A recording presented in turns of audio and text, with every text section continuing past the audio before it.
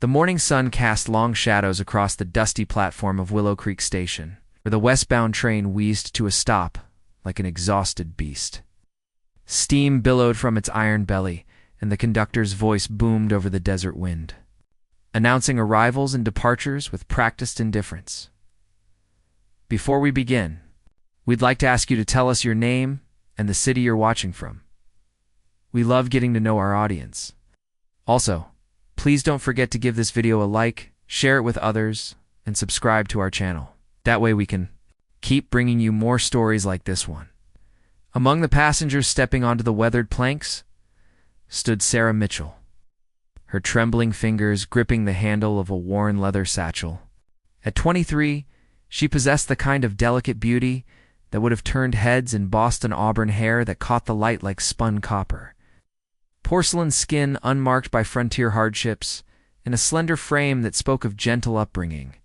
But her eyes, those windows to the soul that men sought in a bride, remained forever closed to the world around her. Miss Mitchell, the station master's gruff voice cut through the ambient noise of the busy platform. You're the one come for. The mail order arrangement? Sarah nodded, her chin lifted with a dignity that belied her circumstances. Yes, sir. I have the letter here. Her fingers found the crumpled paper in her coat pocket. The same letter that had brought her across a continent to this godforsaken patch of Arizona. Territory word spread quickly through the small crowd of prospective grooms. They had come from homesteads and mining claims, some traveling for days to meet the women who might become their wives. These men were hardened by sun and labor, their faces weathered like old leather, their hands calloused. From years of wrestling life from unforgiving soil, Tom Henderson, a cattle rancher with land north of town, was the first to approach. His boots clicked against the wooden platform as he circled Sarah like a buyer examining livestock. Well, I'll be damned, he muttered, loud enough for others to hear. Didn't nobody mention she was blind as a bat? That ain't what I ordered. Called out Jake Morrison, a mining foreman whose beard was permanently stained with red dust. I need a woman who can see to cook and clean, not one who'll burn down my cabin. Sarah's cheeks burned with humiliation, but she kept her posture straight. She had endured worse in the orphanage back east, where the sisters had made it clear that her blindness made her a burden no decent man would willingly shoulder. Still, the cruel laughter that rippled through the crowd felt like physical blows. Maybe she's got other ... talents, suggested a third man, his words dripping with an implication that made Sarah's stomach turn. More laughter followed, harsh and mocking. One by one, the men examined her like damaged goods, finding her wanting. They spoke about her as if she couldn't hear, discussing her limitations with the casual cruelty of those who had never known true hardship. Some examined her teeth like they might a horse. Others asked invasive questions about her ability to bear children. As the afternoon sun climbed higher, the platform gradually emptied. The other mail-order bride's 3 women, who had made the same journey, were claimed by eager grooms and led away to new lives. Sarah remained alone on the bench where the station master had deposited her, her small pile of belongings at her feet like the last remnants of a shipwreck. The desert wind picked up, carrying the scent of sage and dust.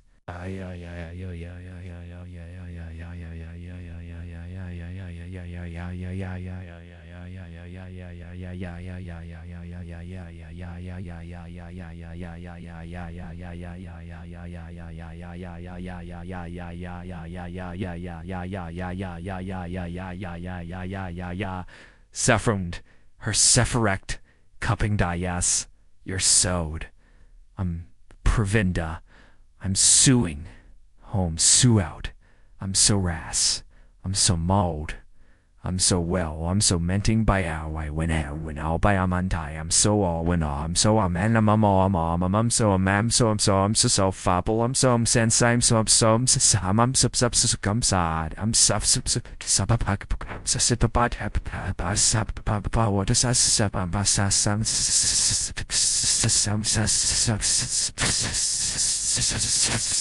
shawl tighter around her shoulders, fighting back tears that threatened to fall.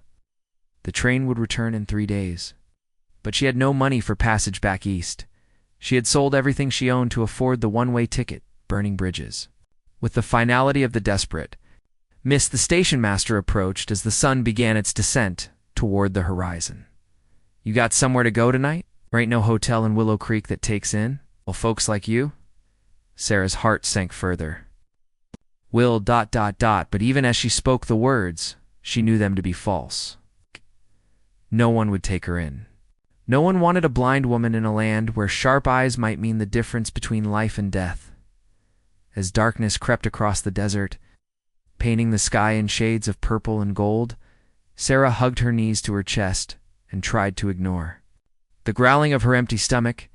She had eaten the last of her meager provisions that morning, confident that by evening she would be settling into her new home with her new husband. The night sounds of the desert began to emerge: the distant cry of a coyote, the rustle of small creatures in the brush, the whisper of wind through the sparse vegetation. Each sound seemed amplified in the darkness. Sarah found herself jumping at every unexpected noise. She must have dozed, because she was startled awake by the soft sound of approaching footsteps. These weren't the heavy boots of the townsman, but something quieter, more deliberate. A shadow fell across her, and she could sense someone standing nearby. "You're still here?" The voice was deep, measured with an accent she couldn't quite place.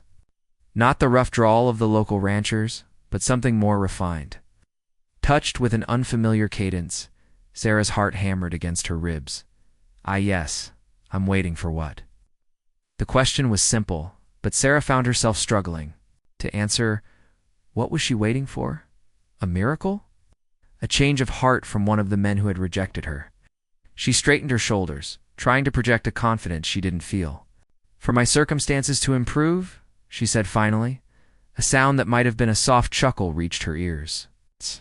That could be a long wait in a place like this. Sarah turned her head toward the voice, wishing desperately that she could see the man who spoke to her with such gentle honesty. "Are you one of the men from today? Come back to reconsider?" "No." The answer was firm but not unkind. "I wasn't here for the bride auction." Heat flooded Sarah's cheeks at his blunt description of the day's events. "It wasn't. It was supposed to be a proper arrangement." "Was it?" Again, that note of gentle humor.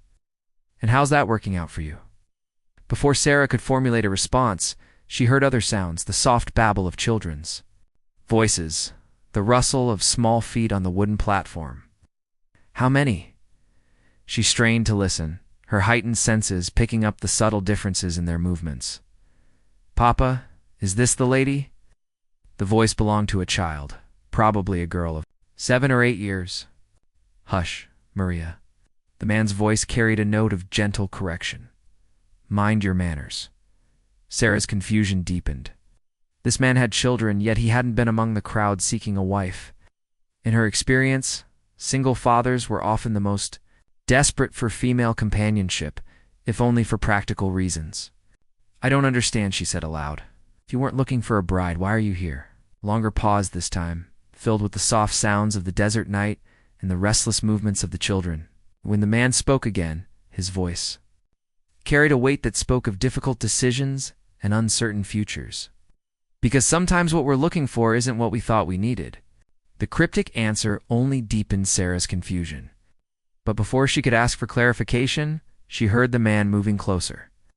His footsteps were light but confident, and she caught the scent of wood smoke and something else, sage, perhaps, mixed with leather and the indefinable smell of the open desert. "What's your name?" he asked, his voice now close enough that she could feel the warmth of his presence. "Sarah. Sarah Mitchell. I'm called Daniel. Daniel Crowfeather." The name hung in the air between them, and Sarah felt something shift in her understanding of the situation. A Crowfeather, that wasn't an English name. "You're Indian." It wasn't a question. "Half." His voice held no shame, but Sarah detected a wariness that spoke of a lifetime of dealing with prejudice. "My mother was Apache. My father was a cavalry officer." Sarah absorbed this information, her mind racing. She had heard stories about Indians, most of them terrifying tales of raids and violence. But she had also heard whispers about the children born between two worlds, belonging fully to neither, accepted by few.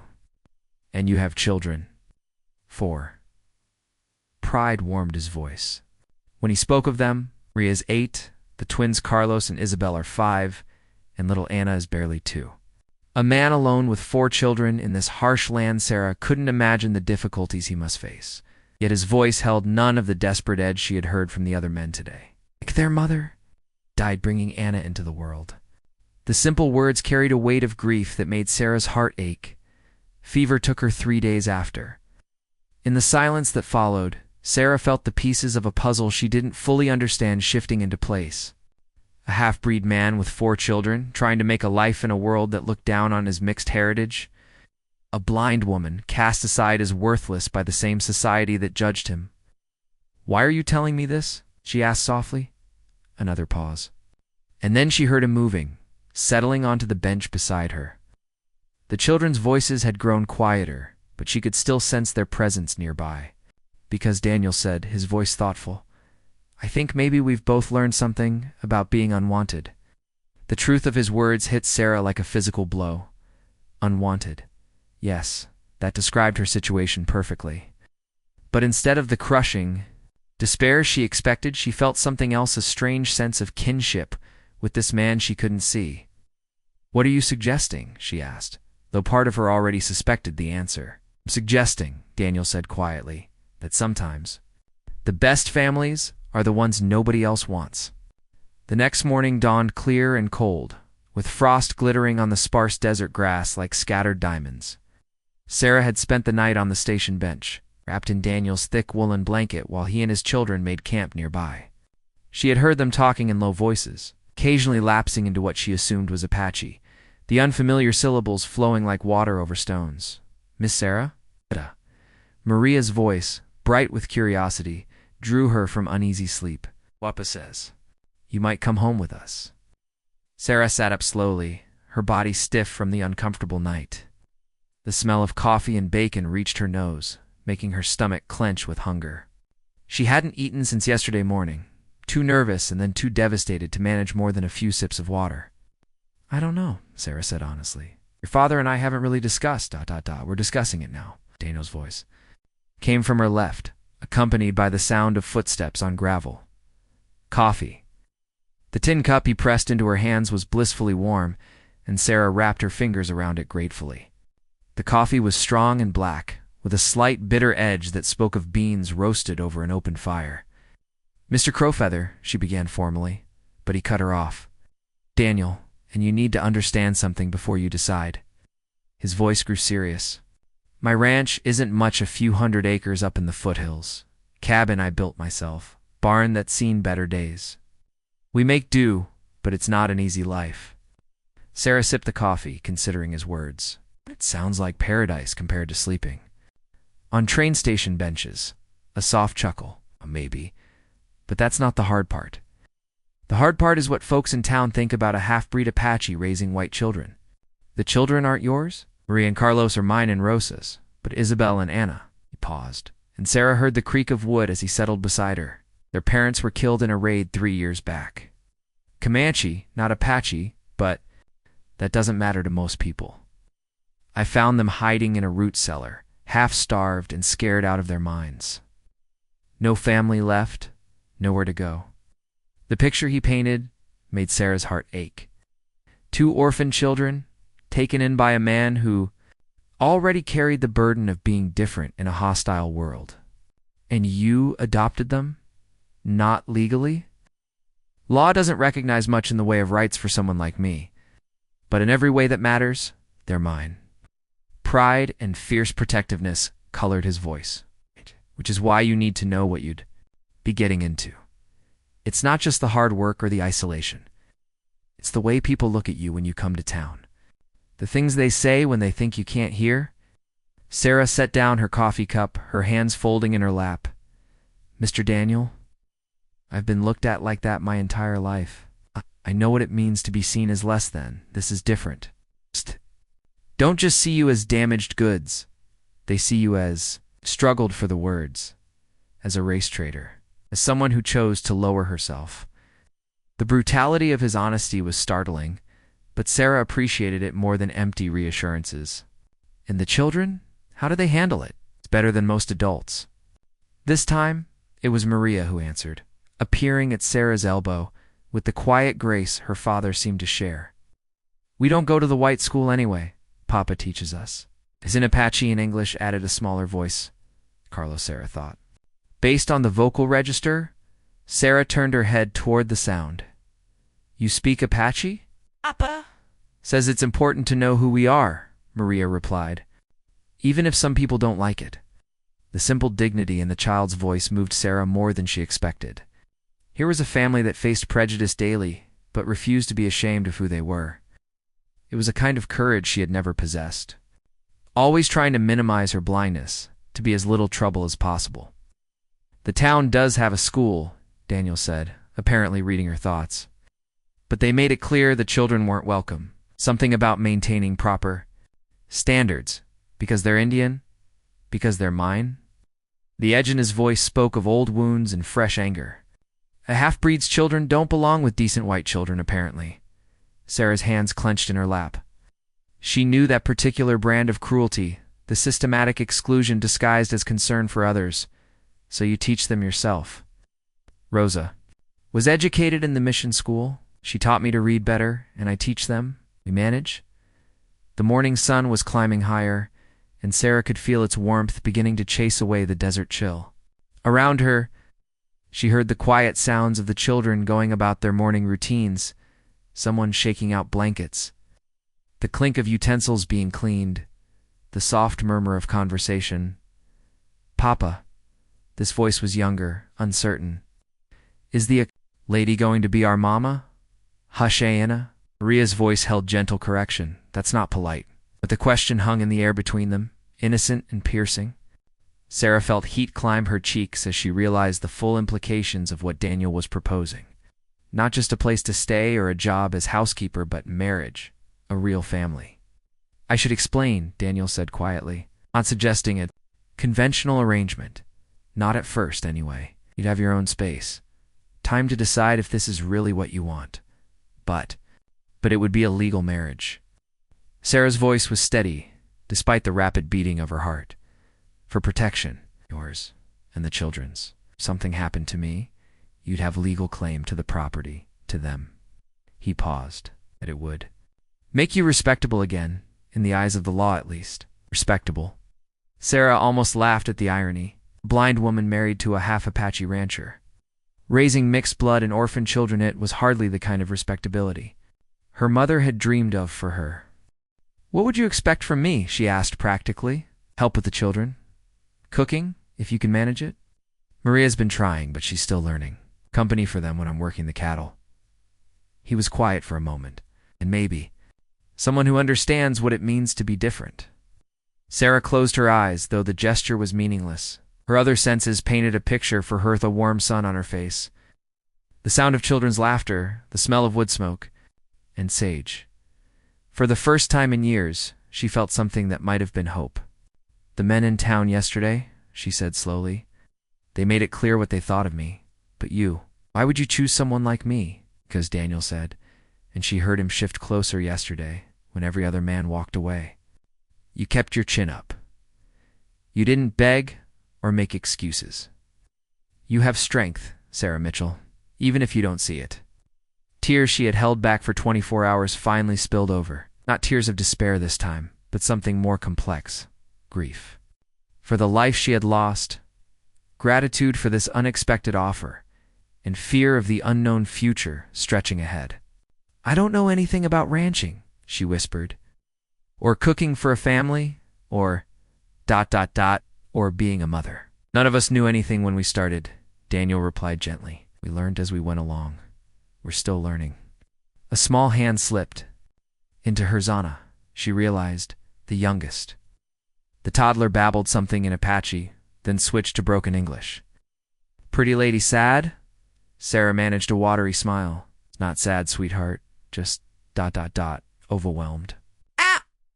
Papa always says overwhelmed is just another word for too many possibilities, Maria chimed in. He says that's a good problem to have, from the mouths of babes. Sarah squeezed Ana's small hand gently. Your papa sounds very wise.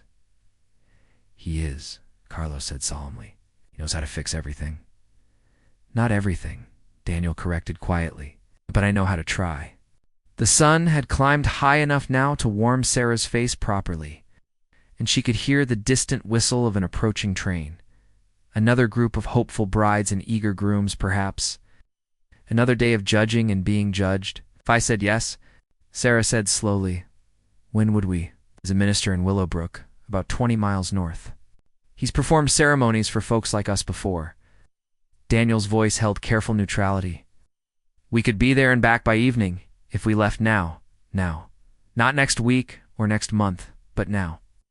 The speed of it should have been terrifying, but instead, Sarah felt a strange sense of rightness. What was the point of waiting? She had nowhere else to go, no other options waiting for her back east. All right, she said, and was surprised by the firmness in her own voice. Yes, I'll marry you, Daniel. Crow feather! The reaction was immediate. Maria let out a delighted squeal. The twins began chattering excitedly in Apache, and even Anna clapped her small hands together. But it was Daniel's response that mattered most to Sarah's soft exhalation that sounded like relief mixed with wonder. Well then, he said, and she could hear the smile in his voice. I guess we'd better get going. Willowbrook's a long ride for someone who's not used to the saddle.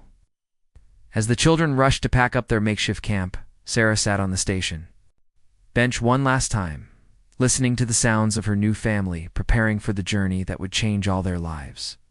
She was still blind, still uncertain, still afraid of the future, but for the first time in her adult life, she was no longer alone. The wagon ride to Willowbrook was unlike anything Sarah had ever experienced. Daniel had fashioned a makeshift seat for her in the back of the wagon, cushioned with blankets, and positioned so she could hold Anna while the older children chattered around her. The 2-year-old had taken an immediate liking to Sarah, nestling against her chest and playing with the buttons on her dress while babbling in her mixture of Apache and English.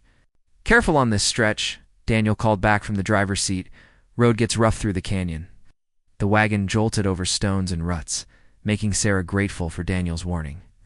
She tightened her hold on Anna and braced herself against the wagon's side, listening to the sound of the wheels crunching over gravel and the steady clip-clop of the horse's hooves. Miss Sarah, Maria said, settling beside her as the wagon swayed. Do you want me to tell you what everything looks like? Sarah turned toward the girl's voice, touched by the thoughtful offer. I'd like that very much. What we're going through. Red Rock Canyon now. The walls are really tall and red like Papa's saddle, and there are these white streaks running through them like rivers made of stone. Maria's voice grew animated as she described their surroundings. And there's a hawk. Circling way up high, riding the wind currents Papa taught me about. What kind of hawk? Sarah asked, genuinely curious. Red-tailed Carlos chimed in from across the wagon. Papa says they mate for life. Like people should, Isabel added quietly. It was the first time Sarah had heard the 5-year-old speak, and her voice carried a wisdom beyond her years. Daniel's voice drifted back from the front of the wagon. Rosa used to say that the desert shows you everything if you know how to look. The hawks find their partners by flying together, learning each other's patterns. Sarah absorbed this information, wondering if there was a deeper meaning intended. For her benefit, and they stay together?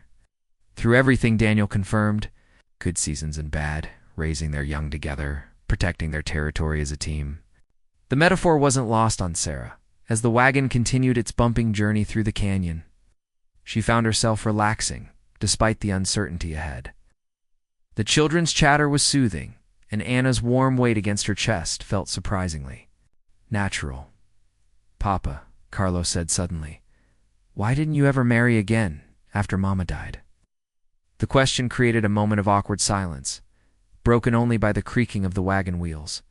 Sarah felt her cheeks warm, realizing she was about to learn something deeply personal about the man she had agreed to marry. I was waiting, Daniel said finally, his voice thoughtful. For the right person, someone who would love all of you, not just tolerate you. And Miss Sarah will love us? This came from Isabel, her voice small and uncertain. Sarah's heart clenched. At the vulnerability in the question, these children had already lost so much parents, stability, acceptance from the wider community. The last thing they needed was another adult who might disappoint them. I'm already starting to, Sarah said honestly, adjusting Anna's position as the toddler dozed against her shoulder. You've all been so kind to me, so welcoming, I hope. ... I hope I can be what you need. You don't have to be perfect, Maria said with 8-year-old wisdom. Mama Rosa wasn't perfect either. She burned the beans sometimes, and she got scared during thunderstorms. But she loved us, and that was what mattered. The simple acceptance in Maria's voice made Sarah's eyes prick with tears. She had spent so many years trying to prove she was worthy despite her blindness. But these children seemed to accept her limitations as simply part of who she was. As they climbed out of the canyon, the air grew cooler, and Sarah could smell pine trees mixing with the ever-present sage. Daniel had been right about the difficulty of the journey. Her back ached from the constant jostling. She was grateful when he called a halt beside what sounded like a small stream. Water break, he announced, and Sarah heard him jumping. Down from the driver's seat. Horses need a rest, and so do we. Gentle hands helped her down from the wagon. Daniel's hands, she realized, recognizing his careful touch.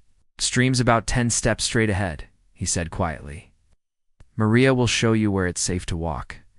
The consideration in his voice warmed her more than the afternoon sun. He wasn't treating her like an invalid, but he wasn't ignoring her needs either. It was a balance she had rarely experienced. Maria took her hand and guided her to the water's edge, where Sarah knelt and splashed the cool liquid on her face and hands. The stream gurgled pleasantly over smooth stones, and she could hear the children playing nearby while Daniel tended to the horses. Miss Sarah. Isabel's voice came from nearby, shy but determined. Yes, sweetheart. Are you scared? About getting married, I mean? Sarah considered the question seriously. Little, she admitted. Are you scared about having a new mother? Little, Isabel echoed.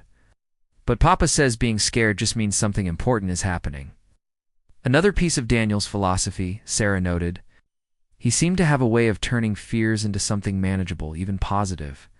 It was a gift. She envied.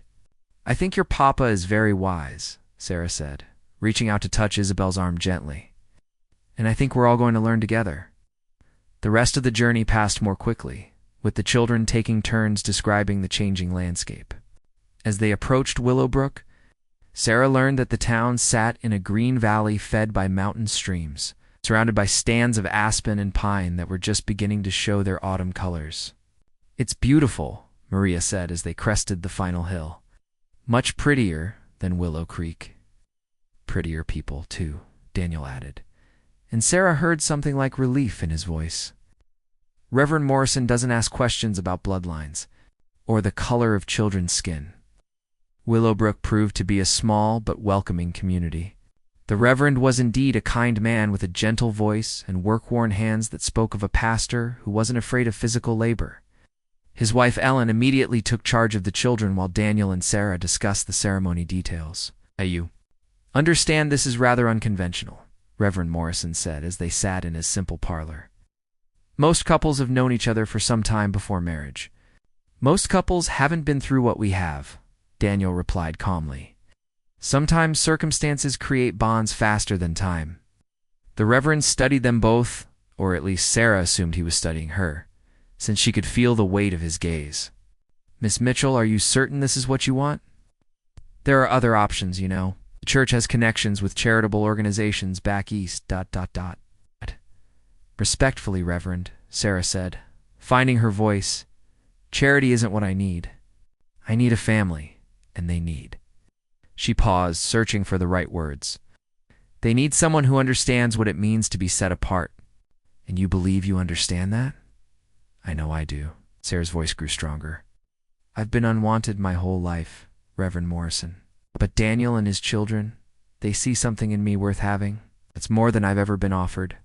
Before, the ceremony itself was simple but meaningful. Daniel had bought a plain gold band from the general store. Sarah felt tears slip down her cheeks as he slipped it onto her finger with hands that trembled slightly. His own vows were quietly spoken but heartfelt, promising partnership rather than passion, respect rather than romance. I promise to honor you, he said, as Ellen Morrison played a simple melody on her out-of-tune piano, to share my life and my children with you, and to stand beside you against whatever comes. Sarah's own vows were equally practical but no less sincere. "I promise to love your children as my own, to work beside you, to build our family, and to never let my limitations become your burden." When the Reverend pronounced them husband and wife, Daniel's kiss was gentle and brief, more symbolic than passionate. But the children's cheers made up for any lack of romantic fervor. Inaina's delighted clapping from Ellen Morrison's arms brought laughter that felt like a blessing as they prepared to leave Willowbrook in the fading afternoon light. Now, as a legally married family, Sarah felt a profound shift in her sense of self. She was no longer Sarah Mitchell, the unwanted blind woman. She was Sarah Crowfeather, wife and mother, with a family who needed her as much as she needed them. The return journey was quieter. With the children tired from the day's excitement and the adults lost in their own thoughts, Sarah held Anna again. The sleeping toddler's weight familiar now against her chest. As the wagon rocked gently along the moonlit road, she found herself looking forward to seeing their home for the first time. She asked Daniel as they traveled through the cool desert night. "Simple," he said, his voice carrying clearly in the still air. "The cabin's got 3 rooms. Main room with the kitchen and fireplace, my room, and the children's room. There's a loft where you can have privacy, at least until we figure out more permanent arrangements. And the land, enough for a small herd, good water from a spring-fed creek, some pasture for the horses." Rosa started a garden behind the cabin. Vegetables mostly, but some flowers too. She said a home needed beauty as well as practicality. Sarah smiled at that, imagining a woman who understood the importance of both function and joy. "To see it," she said, then caught herself. "I mean, I know what you meant," Daniel said gently, "and you will see it just differently than the rest of us." As they turned off the main road onto what Daniel called their track, Sarah's heightened senses began to paint a picture of their destination. The air smelled of wood smoke and growing things, with the clean scent of fresh water nearby. She could hear the lowing of cattle in the distance and the soft nickering of horses welcoming their return. "We're home," Maria announced sleepily from beside her home. Sarah rolled the word around in her mind as Daniel helped her down from the wagon and is still sleeping in her arms. It was a word she had never really been able to claim before, but as she stood in the cool night air surrounded by the sounds of her new family settling in for the night, she thought she might finally understand what it meant. 6 months later, Sarah woke to the sound of Anna's delighted laughter drifting through the cabin window. The spring morning carried the scent of apple blossoms from the small orchard Daniel had planted years ago, and she could hear the older children's voices as they went about their morning chores. She had learned to navigate the cabin with confident efficiency, her bare feet finding the familiar path from her loft bedroom to the main room below. The latter rungs were smooth under her hands, worn by daily use, and she descended with the practiced grace of someone who had made this journey hundreds of times. "Morning, Sarah." Daniel's voice greeted her from the kitchen area, warm with the easy familiarity they had developed over the months. "Coffee's ready, and Maria's got the eggs gathering done." "The hens are laying well this year," Sarah replied, moving toward the sound of his voice. She had learned to cook by touch and smell, with Maria and Isabel as her eager assistants.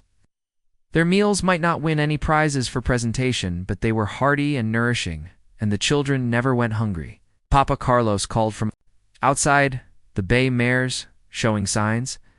"Think she full today?" Sarah felt Daniel's attention shift, though he didn't move away from her side. In these months, she had learned to read his moods through subtle changes in his breathing the way he held his shoulders, the particular quality of his silences. "Could be," he replied. "Keep an eye on her, but give her space. First-time mothers need room to figure things out." The parallel wasn't lost on Sarah. Daniel had given her the same space, never pushing, always patient as she learned to be part of their family. The physical intimacy of their marriage had developed slowly, naturally, growing from respect and companionship into something deeper and more tender than Sarah had ever imagined possible. "Miss Sarah." Isabel's voice came from the doorway, slightly breathless from running.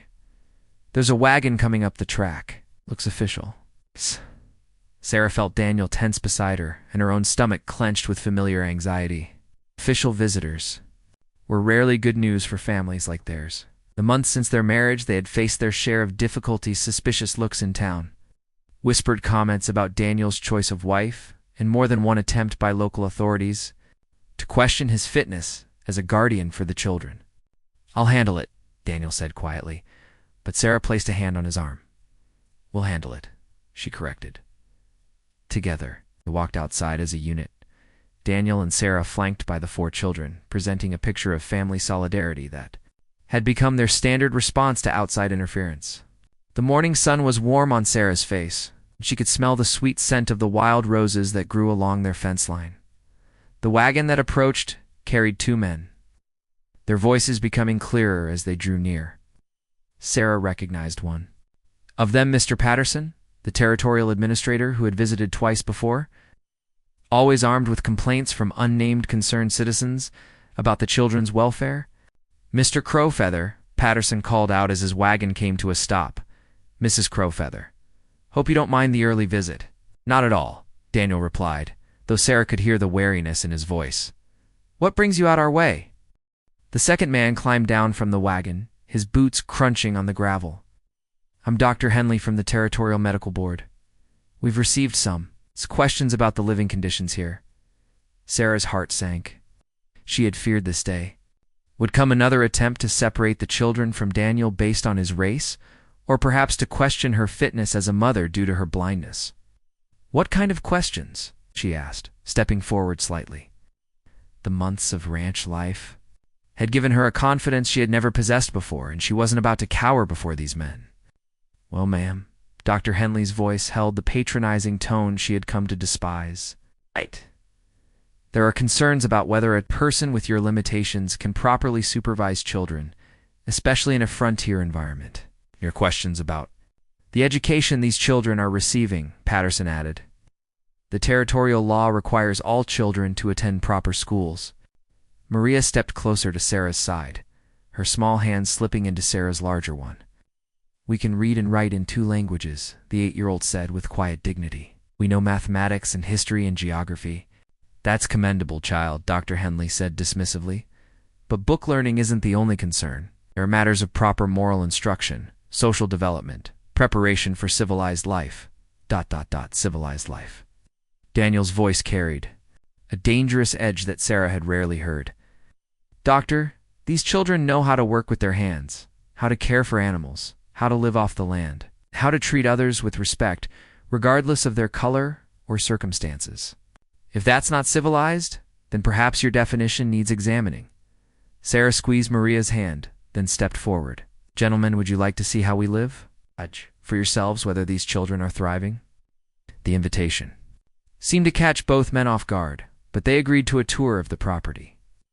Sarah had learned every inch of their land over the past months, and she guided the officials through their home with quiet pride.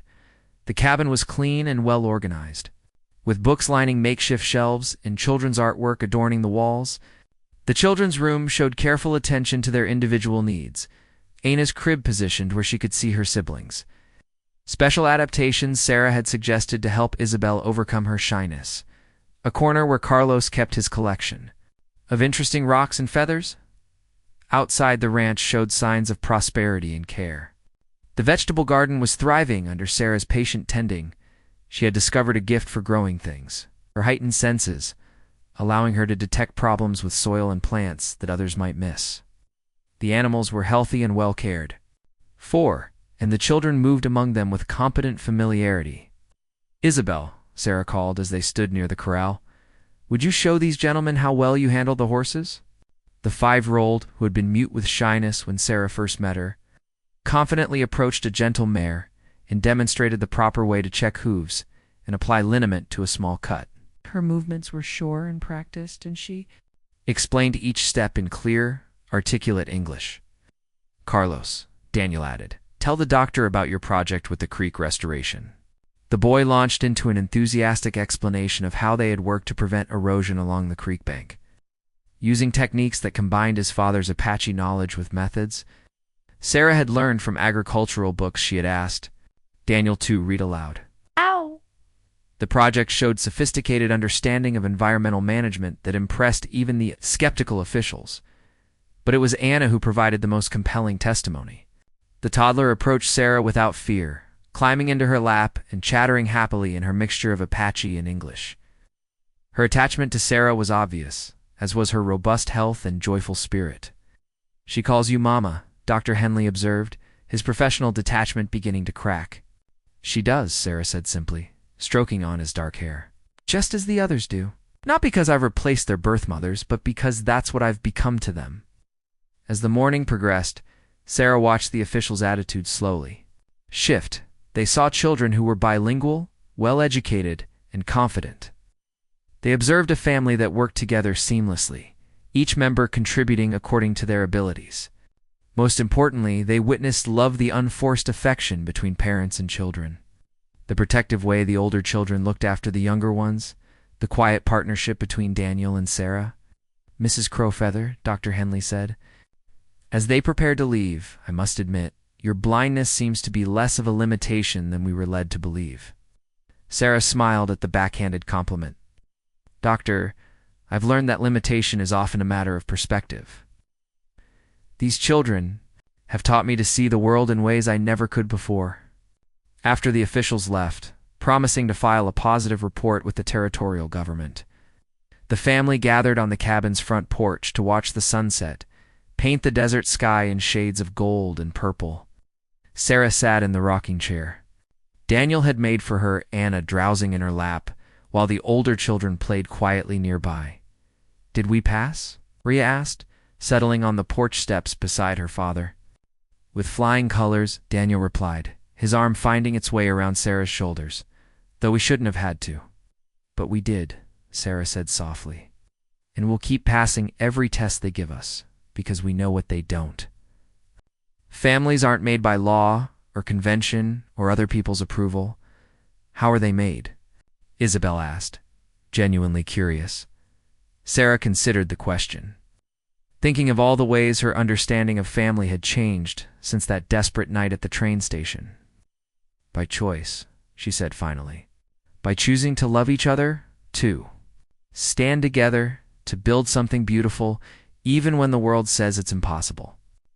As night fell over their ranch, bringing the familiar chorus of desert sounds and the comforting scent of wood smoke from their chimney, Sarah reflected on the journey that had brought her here. She was still blind, still facing prejudice and challenges she couldn't have imagined in her old life, but she was no longer the unwanted woman who had sat on that train platform, clutching her single suitcase and trying not to despair.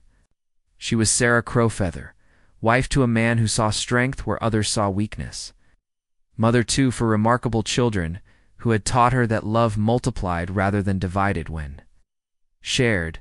The ranch that Daniel had described as simple had become something extraordinary under their combined care, not because of grand improvements or material wealth, but because it was filled with laughter and learning, with the daily miracle of people choosing to build a life together despite every obstacle the world placed in their way, as Daniel's hand found hers in the gathering darkness.